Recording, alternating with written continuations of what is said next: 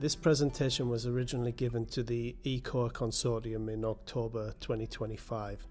The organisers were very kind enough to allow me to speak, and the reason for the presentation was because I had been having a number of conversations about testing methodologies of clinical outcome assessments, i.e. COA and eCOA, and how, with the evolution of eCOA technologies, perhaps the gold standard research methodologies such as cognitive debriefing and the whole linguistic validation process may need to evolve too. Over the years, I have become a research methodologist, I guess, not by design. I didn't intend it to happen, but it was just as a byproduct of conducting performance-based research across a number of sectors within the life sciences, pharma, biotech and medical device industries. And what concerns me is that the ISPO gold standard is almost 2 decades out of date. It focused on paper-based clinical questionnaires for a start, and it says nothing about the testing of COA in their electronic form. Also, I always feel that when a method is frozen, i.e. when it is codified and accepted as standard and not to be questioned, it also becomes inert, like a dragonfly trapped in amber, not to be changed, never to be questioned, and then an entire priesthood emerges to protect it, like the Praetorian guards of old. I've been discussing this with individuals for years, and there is a definite split in opinion from how it's been received. People working in research-based companies are very engaging and also think that things could change, while those working in LSPs quickly shut the discussion down. And I find this telling. I wanted to engage the eCOA Consortium to get members' views of this. So the webinar called If It Ain't Broke, Why Usability Testing of eCOAs Must Evolve, was what I presented. I would like to thank them for the opportunity to engage with them. And this video is basically a rereading, a read-through of what I presented. So, who am I? I'm the owner of GRC Health, based in Leeds in the United Kingdom. I'm a health communication and patient voice research specialist with around 30 years experience in qualitative research, usability and readability testing, and activities like cognitive debriefing. They call it patient voice in inverted commas, but it was just called research when I first started. Qualitative researchers were not very well loved at the time. It was a hard sell and we had to justify our existences constantly. I see the linguistic validation and usability testing process as instances of applied patient voice research. Up until recently, my company's strategy was to white label with other organizations to provide services that they cannot necessarily do, or to help with overflow at particularly busy times. I'm also co-director of the Art of Diversity Linguistic Validation and Patient Voice course, and we provide training to a significant proportion of cognitive debriefers currently in circulation. I want to state that this presentation, this one and the one I originally presented to the eCOA Consortium, is not sales by stealth. It's purely out of research interest.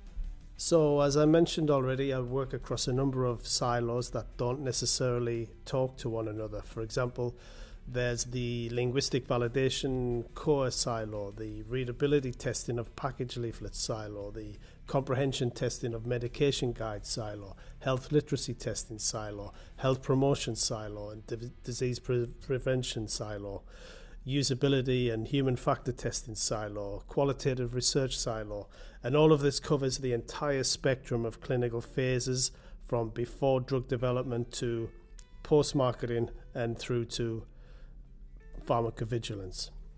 And what I've noticed is that these silos seem to work in mutual isolation. In other words, teams working in one silo are not necessarily aware of what teams in other silos are doing, even when they work in the same company, even in the same building. Yet they could be doing very similar kinds of things, all in parallel, all in blissful ignorance of one another.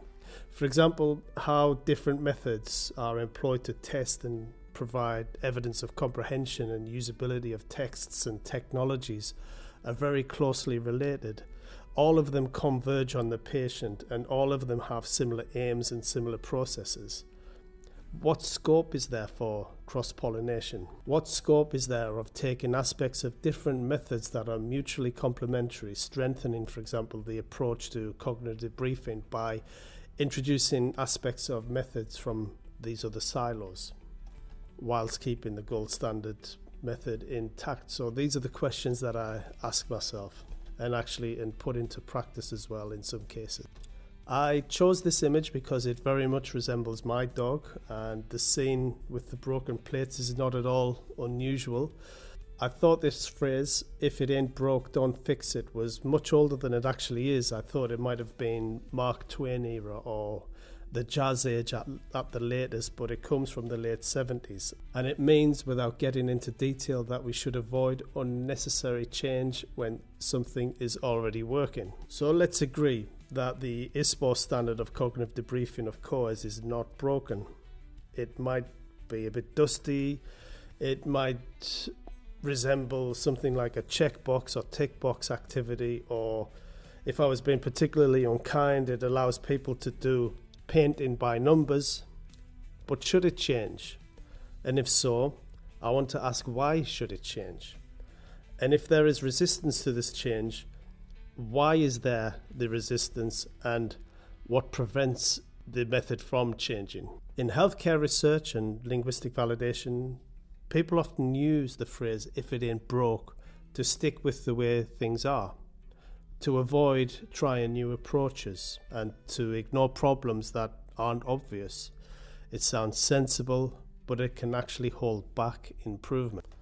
And once a process is locked into guidance, codified, it becomes the standard that regulators judge against. That makes it hard to improve. People follow the checklist to pass, not necessarily to do better work or to engage the patient's voice. It becomes a trapped relic, impossible to change. It's surrounded by a priesthood, a cartel, a Praetorian guard that upholds the status quo. There is scripture that encodes it. There are those on the righteous path and the heretics shunned and shut out.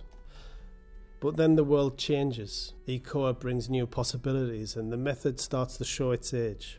Instead of adapting, the system often tightens around it, forcing new realities into old rules and resisting change even more strongly. And while all this is happening, attention shifts elsewhere, towards, for example, fitting imperfect AI tools that don't actually work well into workflows.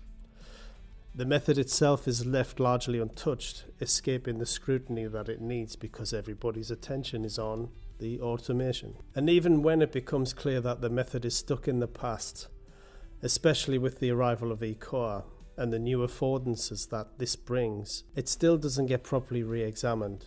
The gap is visible, the limitations are obvious, but the method itself remains largely untouched. Instead of being rethought, it is stretched to fit new contexts, forced to accommodate things it was never designed for. The result is a growing mismatch, new possibilities on one side, an old method on the other, held in place not because it still works best, but because it is already there and it is already agreed upon. Cognitive debriefing, for example, is often treated as if it provides comprehensive coverage, but in practice it captures only a fraction of what could be explored. Time constraints, structured guides, and the need to prioritize certain questions mean that much of the depth, how people interpret, use, and respond in real context, remains unexamined, in addition to how people process information. Both paper and electronic approaches tend to focus heavily on the words itself, the text, with far less attention on usability, layout, screen real estate, typography, and how the instrument is actually used in practice, not even to mention the cognitive burden. With eCOA, this gap can widen further.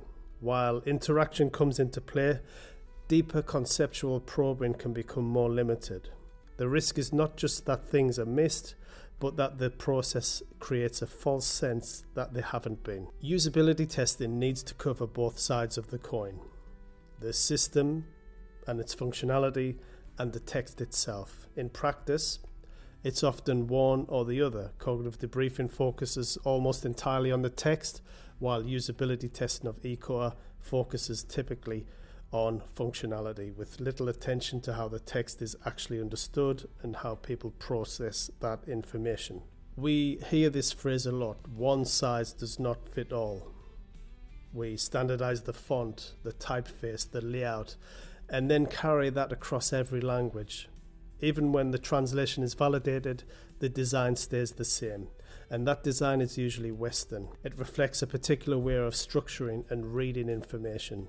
So the assumption is the words change, but the way people read and process them doesn't. In practice, that's not true. Reading patterns, emphasis, and how people move through information vary from country to country, culture to culture, language to language.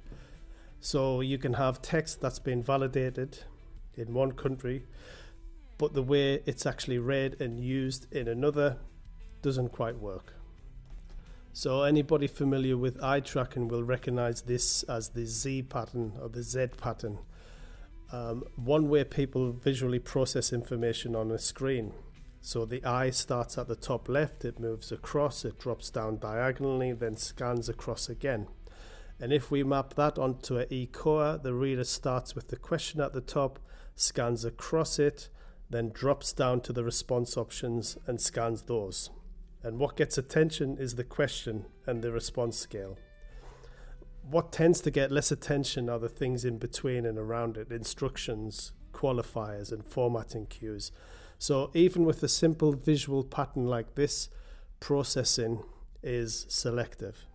And importantly, this pattern reflects a particular way of reading, right to left, top to bottom. It's not universal. And then again, from eye tracking, this is the F pattern. It's another common way people visually process text, especially when there's more of it. The eye starts at the top left and then scans across. Then it drops down and scans across again, usually a shorter line. And after that, it moves down the left-hand side, picking up information as it goes. So attention is concentrated at the top and along the left, rather than evenly across the whole screen. You tend to see this when the content is denser, longer questions, instructions, recall periods, and anything that looks more like reading than scanning. And if you map that onto clinical outcome assessments, this is where things start getting interesting. Short, simple items might still follow more like a Z pattern, question then responses, but as soon as you introduce more text, people stop reading everything fully and start skimming. Shared STEM questions are a good example of this. You have a block of text at the top, the STEM, and then multiple items underneath that rely on it. People start to read the start of the STEM, but they don't necessarily go back to it for each item. Instead, they move down the left-hand side through the items, picking up what they need as they go. So the STEM becomes assumed rather than actively processed. And that's where the issues can come in, because each item depends on that shared context, but the context itself isn't always being fully read. This is the E pattern. It's similar to the F pattern, but with one more pass across the screen. So the eye starts at the top left and scans across. Then it drops down and scans across again. It drops further down and scans across a third time. So instead of one or two horizontal passes, you get three, forming an E-type shape. You tend to see this when there's even more structure or repetition, multiple lines, repeated items, or lists that look similar. And if you map this onto COAs, this is where you have repeated items with similar formats, often longer lists or grids where each line follows the same structure. People don't read everything in full. They take the first line more completely, then sample the lines below. So again, processing is selective. People are not reading everything. The more repetitive the structure, the more likely people are to skim in this way, picking up what they need rather than reading every word. This is the linear pattern. This is what we tend to assume, that people start at the beginning and move through the content step by step, left to right, line by line. It's what you get when somebody is reading properly rather than scanning. You're more likely to see this when the task requires it, when the wording matters, when there's no easy shortcut, or when the structure forces a sequential read. In COAs, this is what we often expect, especially for longer questions, instructions, or anything where meaning depends on the full sentence. But in practice, people don't always read in that way. Unless the design really supports it or forces it, people tend to fall back on scanning patterns instead. So the linear pattern is less the default and more the ideal. And on this slide is the spotty or clustered pattern. And here the eye doesn't follow a clear path. It jumps between points, picking out bits of information rather than scanning or reading in sequence. You tend to see this when the layout is busy or when there are multiple elements competing for attention, different blocks, labels, buttons, or visual cues. If you map this onto clinical outcome assessments, this can happen when the screen is more complex, multiple items, additional instructions, icons, or design elements, and pointless things like logos. People don't follow a structured path. They move between points of interest, what stands out, what looks relevant, so processing becomes fragmented. And again, not everything is seen and not everything is used, and what gets picked up depends on what draws attention at that moment. If you look at this kind of COA, a shared stem with repeated items, you can see how these patterns play out. The stem sits at the top, it gets attention once, maybe twice, but it's not reread for every item. And from there the eye drops down to the left hand side, headaches, nausea, dizziness, fatigue, and for each line the eye moves across the response options, never to always. So what you get is a repeated horizontal scan, line by line, anchored to the left. It looks structured, but it's not fully read each time. The stem becomes assumed, the items are skimmed. The response choices are where decisions are made. So even though everything is there, not everything is being processed in the way we might expect. And these are obviously the same patterns, Z and F, but shown left to right and right to left scripts. On the left, you see the familiar version starting top left, moving across, then down. On the right, everything flips over. The starting point shifts to the top right, and the direction of movement reverses. So the pattern itself isn't fixed. The structure is similar, but the direction depends on how the language is read. This matters because most of our designs assume left to right processing, but that assumption doesn't hold everywhere. So even something as basic as where attention starts and how it moves across the screen is not universal. It's tied to language and writing system. And this slide shows this is what happens when those assumptions do not hold. Here you have a right to left reader, but the layout is still left to right. So the starting point is different, but the structure doesn't support it. The eye looks for an entry point, then it has to adjust, jumping across the screen to find the stem, then moving back and forth between items and response options. There's no clear path, it becomes fragmented. What should be a simple repeated task turns into something that has to be worked out each time, and that increases the cognitive burden significantly. So it's not just about translation. If the layout doesn't match how the language is read, then the whole interaction changes and becomes more difficult. And on this slide, this is what that looks like in a shared stem question. The stem is in Arabic, so the reader's natural starting point is on the right, but the structure they're given doesn't fully support that. So the eye starts at the stem, then jumps across the items, then back again to the response choices.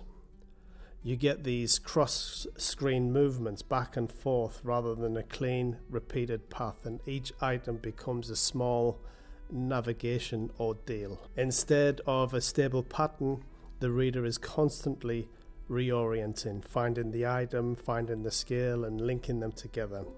So again, everything is technically there, but the way it's processed is disrupted by the mismatch between language and layout.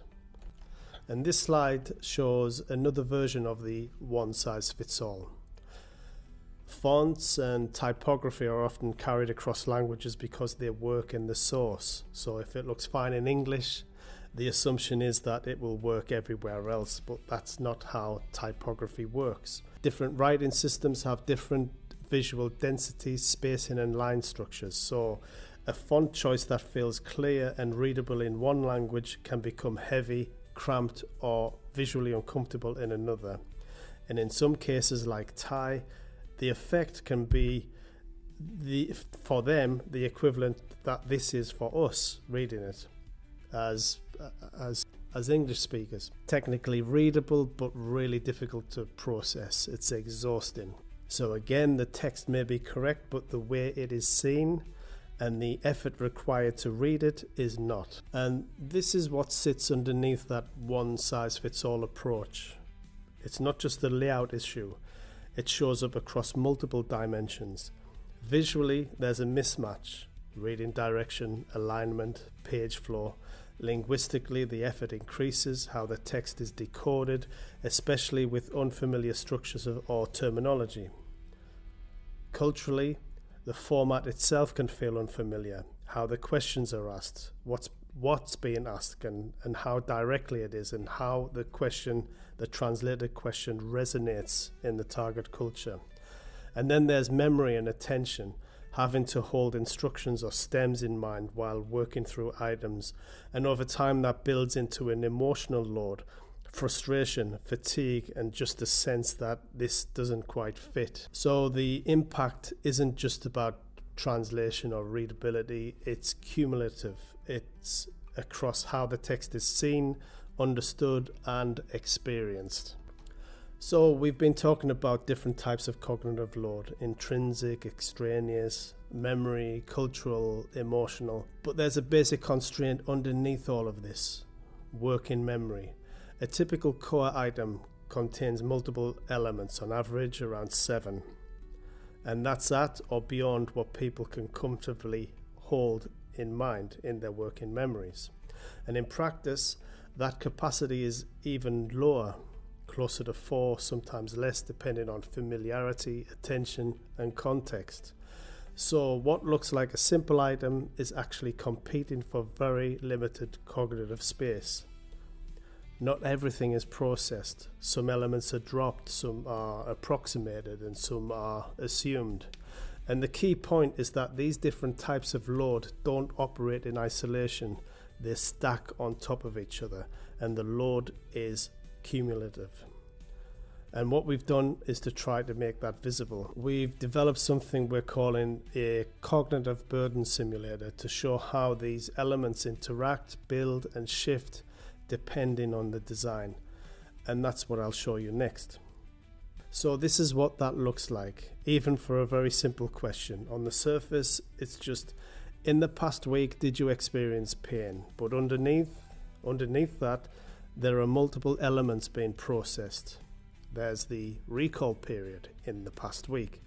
There's the structure of the question, the key concept, pain, and then the response options, even though they're just binary. Each of these breaks down further. So what looks like a single simple item is actually a set of components that the reader has to assemble and hold together. And that's before we add anything else like layout, language, or directionality. This is the idea behind the cognitive burden simulator. And to take something that looks simple and make visible the number of elements involved and how they're stacked. And on this slide we show this is what happens when you move from a simple item to a shared STEM question, a more complex item. The number of elements increase, and more importantly, the interactions between them increase as well. You're not just processing a single question anymore. You're holding a broader context in mind, mapping multiple items back to that context, recalling experiences, interpreting what counts, and then selecting a response. And at the same time, you're working out what response options mean.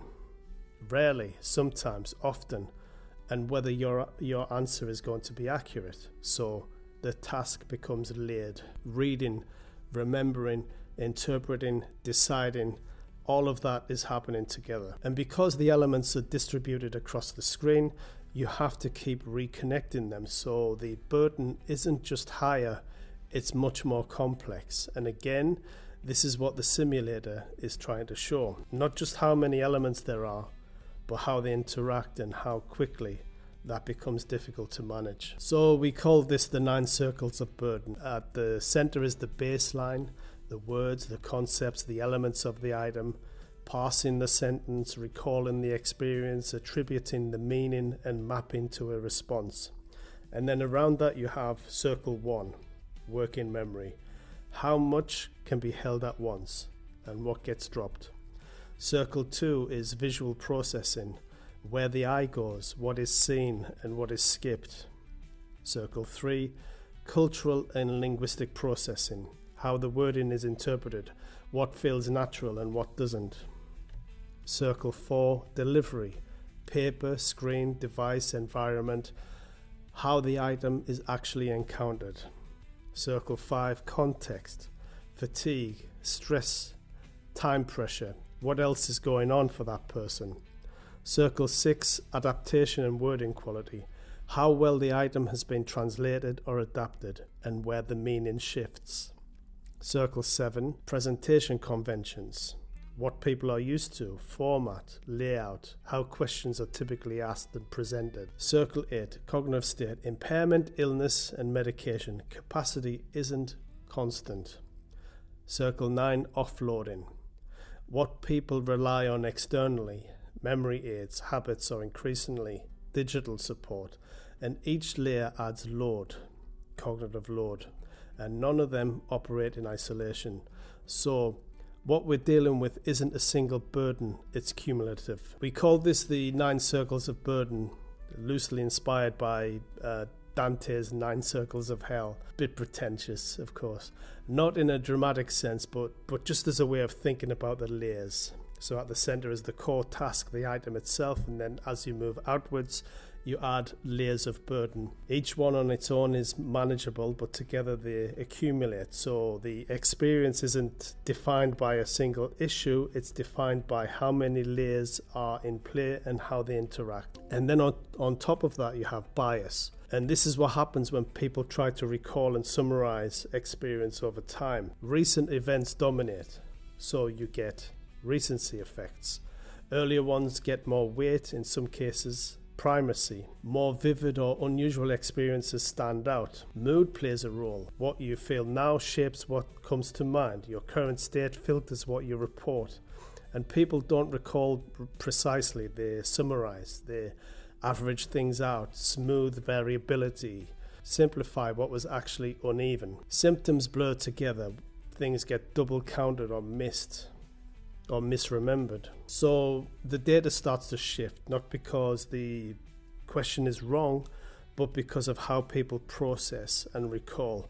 And all of this is happening on top of the burden that we've just described, the 9 layers of burden.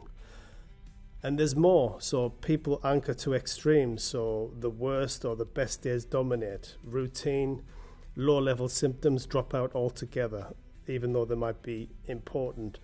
Under strain, people simplify. They give good enough answers rather than precise ones. The order of options start to matter. Layout influences choice, especially when people get tired. Time gets distorted. Events are pulled forward or pushed back. Nuance gets lost. Things are grouped together into broad categories. And there's also self-presentation. Answers shift to what feels acceptable. And then confirmation. People report in ways that fit how they see themselves. So again, the pattern is the same. The data isn't just shaped by the question, it's shaped by how people cope with the task of answering it. So then, I propose a humble hypothesis.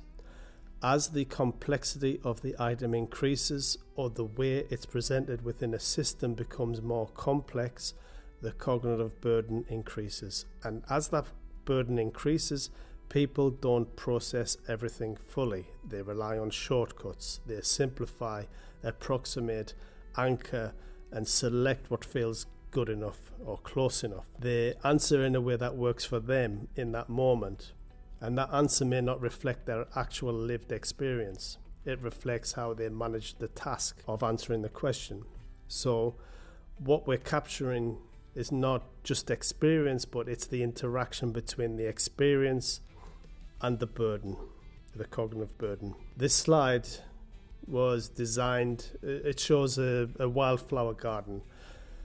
It was designed to be a protected public garden for the growing of wildflowers, but it sits directly in the path that people usually take and walk across. It's actually part of the daily school run. I did it with my own children. So people don't walk around it, they just cut straight through, and that's what the mud path is. You can see that path that they've made for themselves. The design says one thing, but the real behavior does another. People optimize for effort, time, and what makes sense in the moment, and that's the point. When we design COAs, paper or electronic, we're designing a route we expect people to follow. But people don't follow the design. They follow the path of least resistance. They take shortcuts, they simplify, they do what works. So the answers we get are shaped by that behavior, not just by the question, but by how people navigate it. Thank you for listening. This was originally presented by me, Mark Gibson, in Leeds, United Kingdom, October 2025, to the eCOA Consortium.